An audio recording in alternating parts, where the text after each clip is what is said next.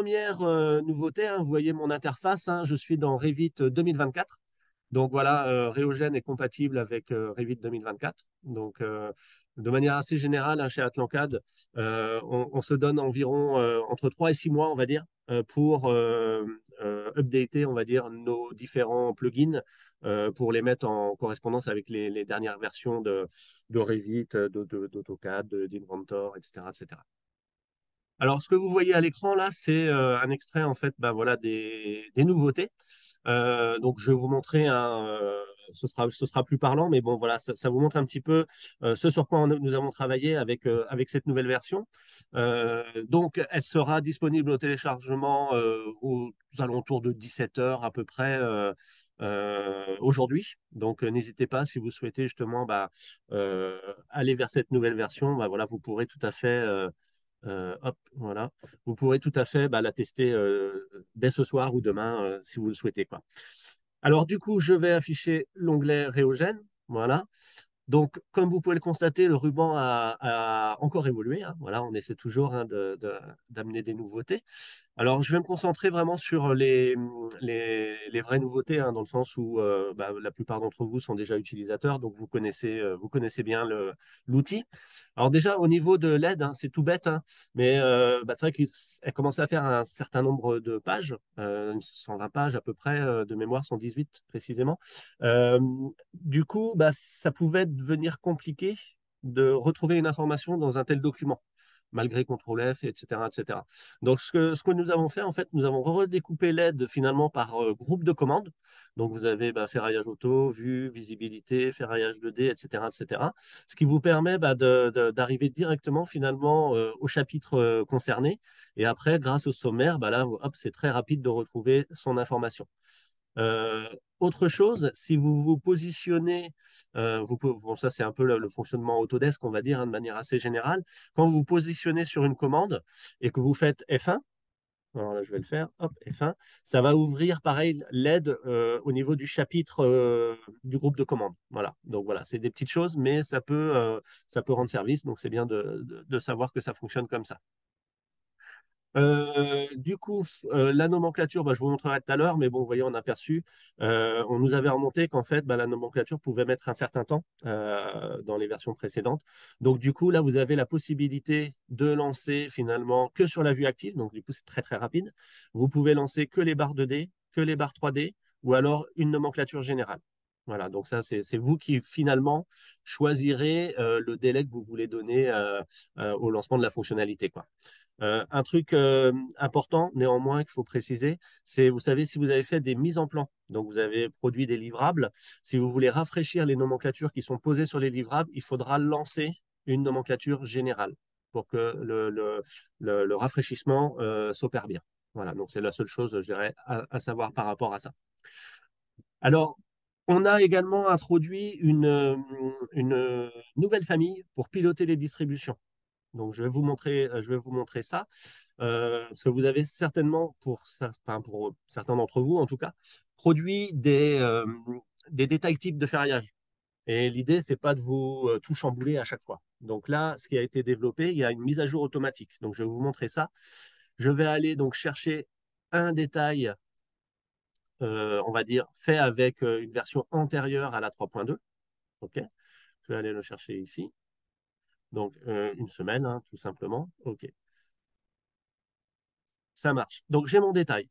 Donc, quand vous allez arriver vous allez charger votre détail, voilà, vous allez simplement cliquer sur 3D 2D. Ce qui va se passer là, vous voyez, c'est que bah, justement, il y a une mise à jour qui va s'opérer pour rendre ce détail compatible avec la nouvelle version de Reogen. Donc, la famille de distribution que vous retrouvez ici. D'accord? Donc, vous voyez cette fameuse famille qui est ici, là, donc elle s'appelle distribution. C'est elle qui va piloter finalement les distributions en fait des barres réparties, les répartitions des barres, que ce soit sur les barres en section, on va dire, ou sur les barres en linéaire, quoi, en représentation linéaire. Donc après, bah, c'est ça que vous allez cadenasser finalement. Donc du coup, c'est beaucoup plus facile, je dirais, à gérer que de devoir sélectionner une multitude d'objets pour justement piloter après bah, le redimensionnement géométrique de l'élément béton.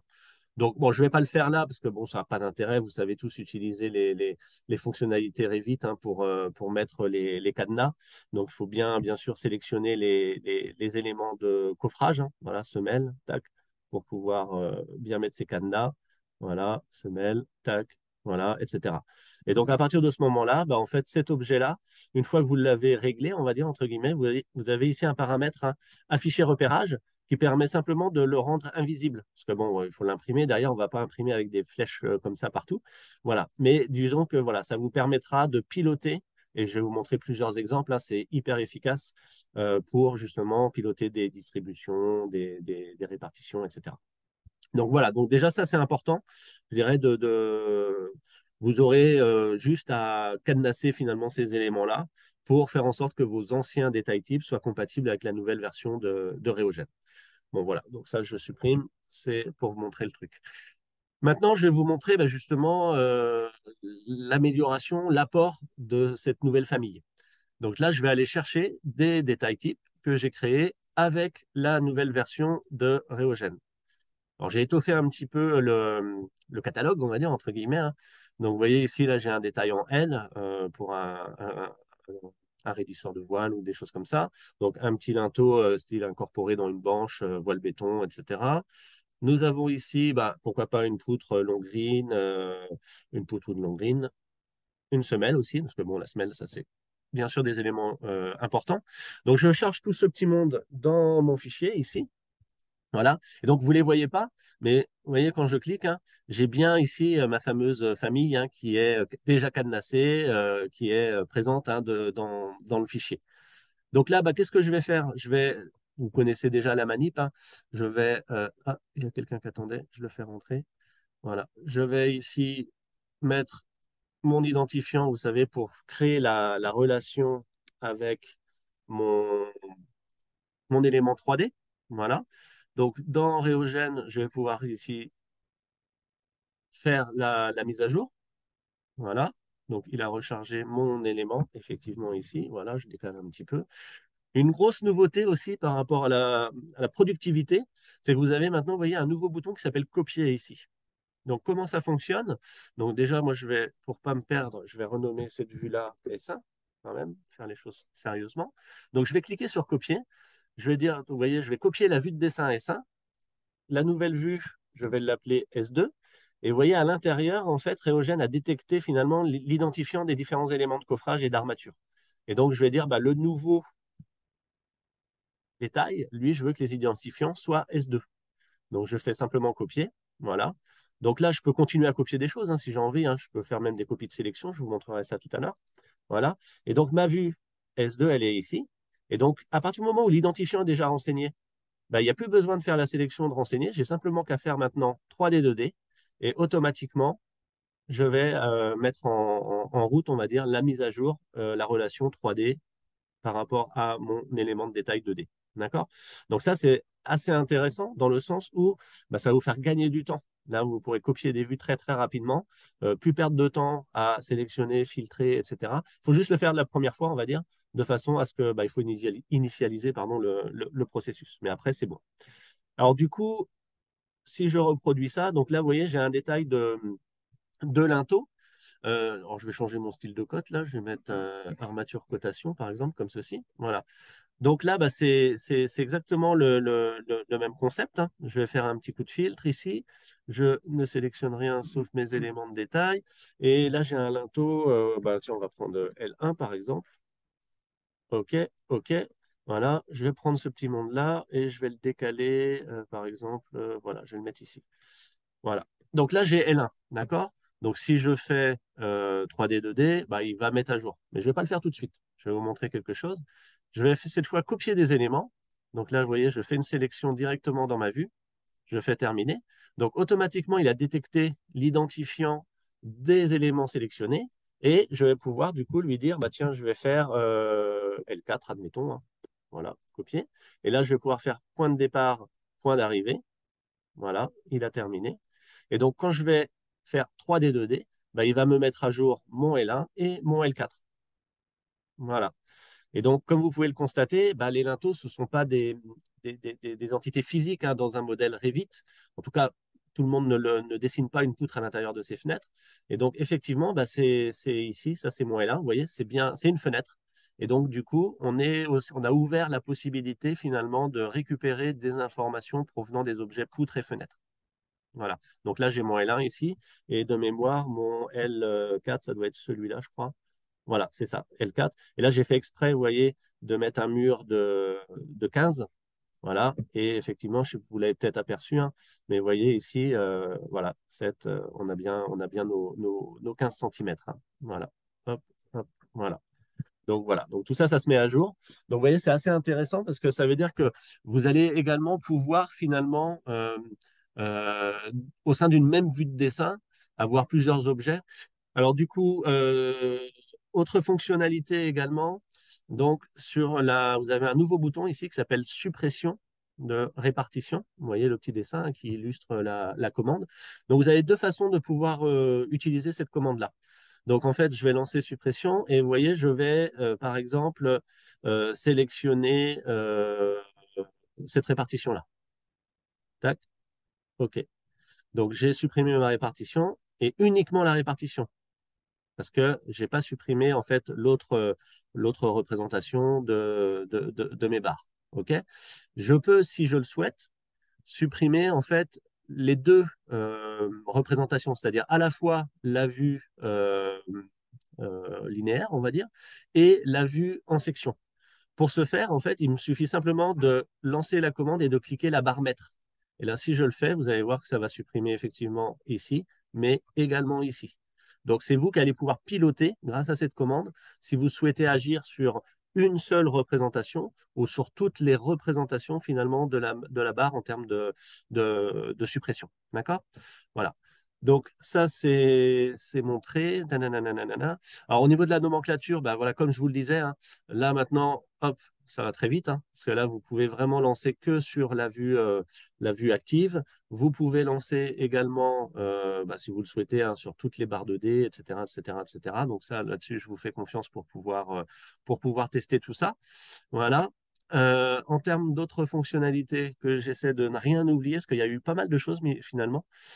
Donc la famille, ça on l'a dit. Oui, alors les modèles génériques, c'est pareil. Tout ce qui est, on va dire, Réogène var et également création des vues, on a rajouté des catégories complémentaires. Donc en fait, quand vous allez pouvoir ici créer des vues, bah, ça marchera également. Ça marchera pas que sur les fondations et les poteaux. Ça marche sur les fondation poteau, poutre, modèle générique, éléments in situ qui sont correctement catégorisés par rapport à ce que je viens de vous dire là. Voilà, donc ça vous offre encore plus de possibilités. Donc les réogènes VAR, on l'a vu tout à l'heure pour les portes et les fenêtres. La copie, donc ça vous l'avez vu. Ah oui, il faut que je vous montre ça quand même. On va se mettre sur la S1 ici. Donc vous avez une nouvelle fonction d'annotation qui est apparue également avec la 3.2. C'est la fonction de cotation. Alors comment ça fonctionne? Dans les options ici, vous retrouvez le choix. En fait, c'est là où vous allez indiquer quel est le type de cote que vous souhaitez utiliser. Voilà. Donc là, j'ai cotation par exemple. Et après, en termes d'utilisation, c'est très très simple. Vous allez simplement lancer la commande, vous cliquez une des barres de répartition, peu importe laquelle, et ensuite il vous dit où est-ce que vous voulez positionner votre ligne de cote. Et donc vous avez simplement qu'à cliquer et il vous mettra la ligne de cote. Alors, ça paraît anodin comme ça, mais en fait, en termes de dev, c'était un vrai casse-tête parce que si on a une mise à jour de géométrie, bah, nous, on redessine ces éléments-là. Donc, vous savez, dans Revit, quand on supprime un objet, la référence est supprimée, donc la cote est supprimée. Donc, il a fallu bien réfléchir pour faire en sorte que lorsqu'on modifie finalement la géométrie, donc il y a une mise à jour de la distribution, ben, il fallait faire en sorte que les cotes restent. Donc, on a réussi à le faire. Donc, c'est pour ça que on est très, très content hein, des nouveautés là, amenées par cette fonctionnalité notamment. Alors, je vais vous montrer d'autres. Moi, j'ai créé plusieurs. Alors, c'est à vous, hein, bien sûr, de régler les styles de cote. Voilà, moi là j'ai des exemples, hein, il n'y a pas de problème, mais ce sera vraiment de votre ressort. Donc là, je vais par exemple coter ça avec un autre style. Voilà, donc là c'est sans texte. Voilà, si je veux juste, parce qu'après je peux mettre ma petite étiquette que je viendrai mettre en regard ici pour justement avoir un repérage, par exemple, hein, pourquoi pas. Et puis moi je me suis créé un autre style, pardon, peine, là, par exemple, voilà. Hop, ou là, je fais cotation. Je vais prendre par exemple une de celles-là, je vais mettre ici, voilà, avec les petites flèches, etc., etc. Alors, comme vous pouvez le voir dans le changelog, en fait, ici, hein, vous voyez, c'est bêta, parce que il reste encore des petites possibilités sur lesquelles on va continuer à travailler, bien entendu. Mais déjà, là, c'est très, très opérationnel, et vous l'avez vu, bah, ici, par exemple, sur les linteaux, hein, vous voyez, ça a été mis à jour, la cote est bien restée, c'est cohérent, ça correspond bien à ce qui doit être fait. Donc voilà. Et puis après, bah, la dernière autre chose, alors vous avez vu, hein, alors si je peux vous montrer ça par rapport aux feuilles aussi, ça c'est intéressant. Enfin, il y a eu de l'amélioration en termes de temps de traitement au niveau des feuilles. Donc si je prends par exemple, je vais prendre S1, alors le S2 j'ai tout cassé donc je vais pas la mettre, on va prendre voilà, les linteaux par exemple. Voilà, template dessin, c'est parfait. Je vais remettre ici les nomenclatures. Je fais OK. Voilà, donc là, il va me créer mes différentes feuilles. Donc, hop, voilà, c'est fait. Hop, j'ai roulé un peu trop fort. Linteau. Voilà. Et donc, vous voyez, hein, le fait de mettre plusieurs objets, il n'y a aucun problème, bien évidemment, en termes de nomenclature, hein. On retrouve bien ici les lignes qui concernent les éléments, les rappels et le dessin, évidemment, qui est là. Hop, et sur la S1, bah, vous retrouvez quelque chose que vous connaissez déjà par rapport à, en termes de représentation, quoi. Donc voilà pour cette partie-là. Alors, un dernier truc que je peux vous montrer, puis après on pourra échanger, hein, peut-être pour me donner un petit peu vos, voilà, vos remarques, votre ressenti par rapport à tout ça. C'est sur la partie enfin non, il n'y a pas qu'un truc en fait, je suis en train de réfléchir en même temps que je parle. Parce que j'ai ramené un autre petit détail tout à l'heure. Alors je vais vous remontrer, pour ceux qui connaissent la fonction article. Voilà, là j'ai mes fameux articles, voilà, et là j'ai mes articles isolés. OK? Bon, toute la partie, on va dire, assignation, etc., ça vous connaissez déjà, vous l'avez peut-être pour certains utilisé, hein. Voilà. Et par contre, il y a peut-être quelque chose qui est un peu moins connu, c'est que vous voyez ici, j'ai mes chaînages d'angles, donc mes CV qui sont ici.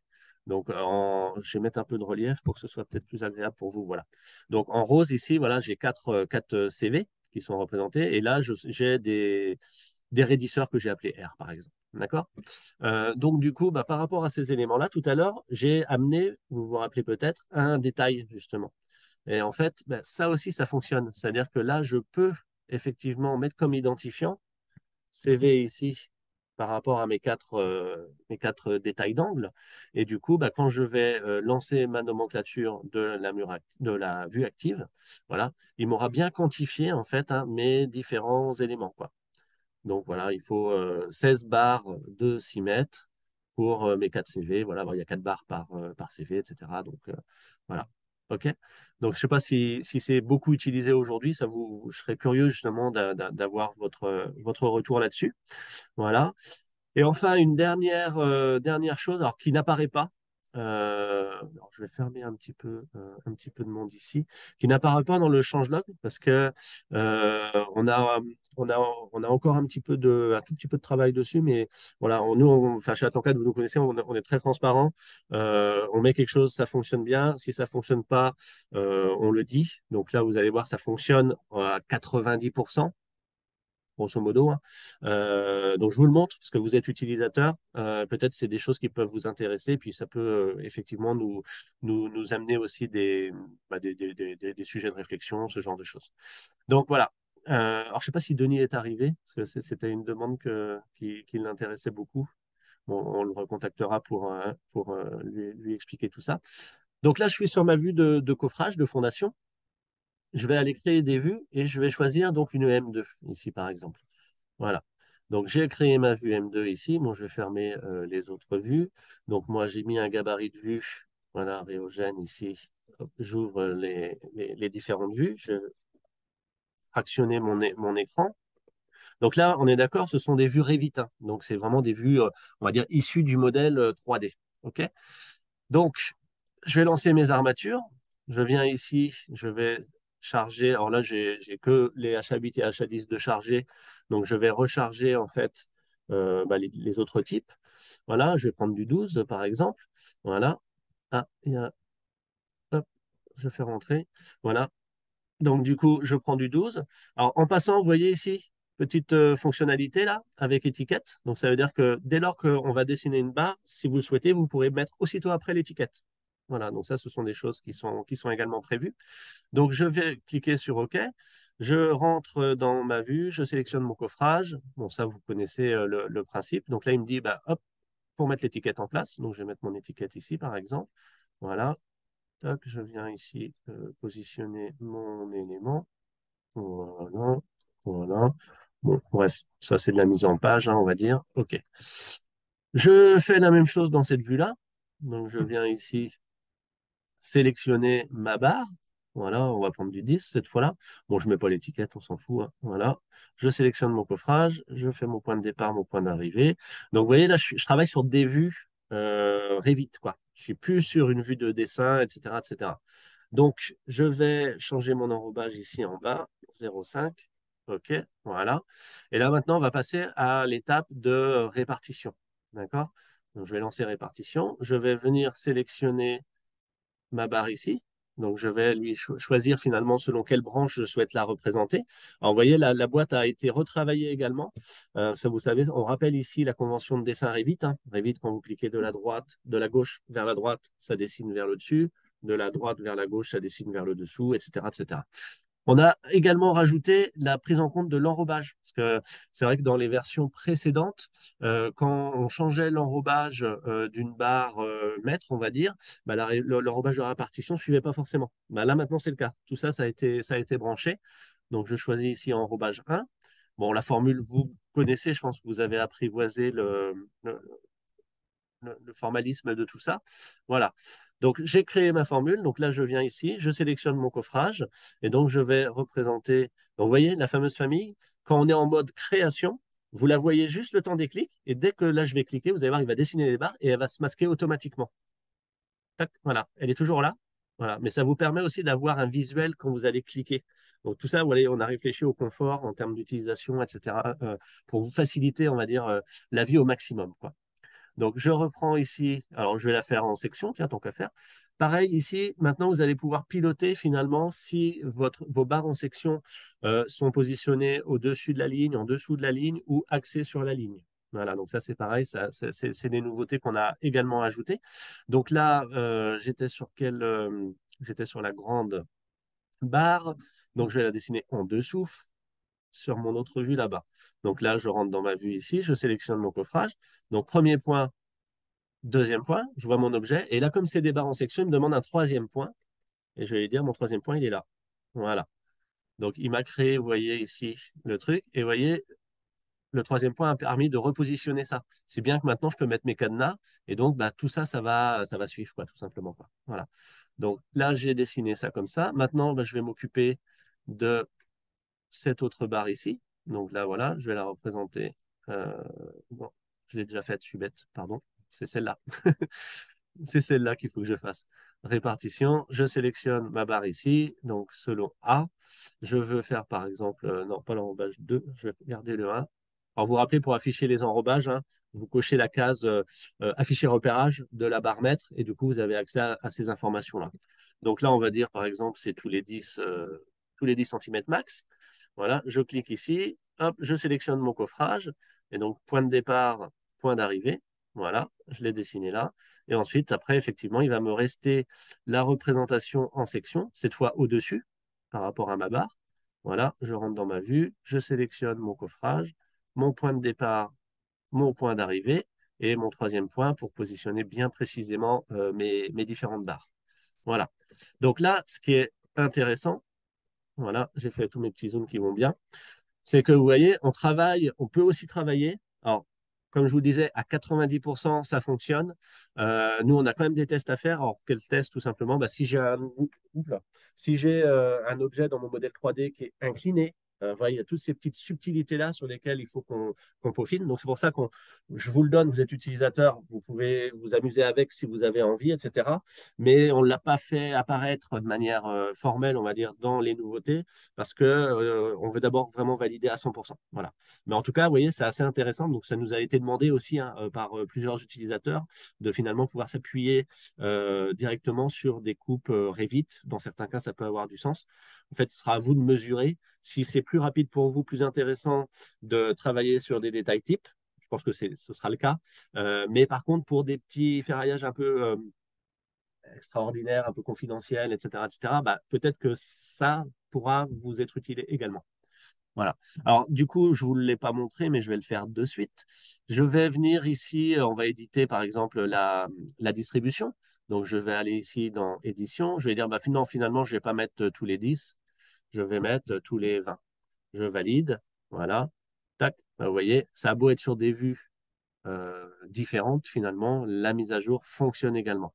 Autre chose, si je viens ici et que pardon, tac, je supprime ces barres-là, si je fais MAJ et je viens cliquer ici, vous voyez, la vue, c'est également mise à jour. Donc, les concepts que vous connaissez déjà, je dirais, sur la partie 2D pure, c'est-à-dire vue de dessin, euh, avec les détails types, ce genre de choses, ben, vous voyez, on commence à se diffuser, on va dire, sur les coupes Revit 3D. Bon, ça fonctionne plutôt bien. On est prudent, mais globalement, vous voyez, bah, la démonstration que je viens de vous faire là vous montre quand même que c'est plutôt pas mal. Après, c'est sur les petites subtilités toujours. Vous connaissez Revit hein, comme moi. C'est un outil qui est puissant, mais qui est parfois casse-pied. Voilà.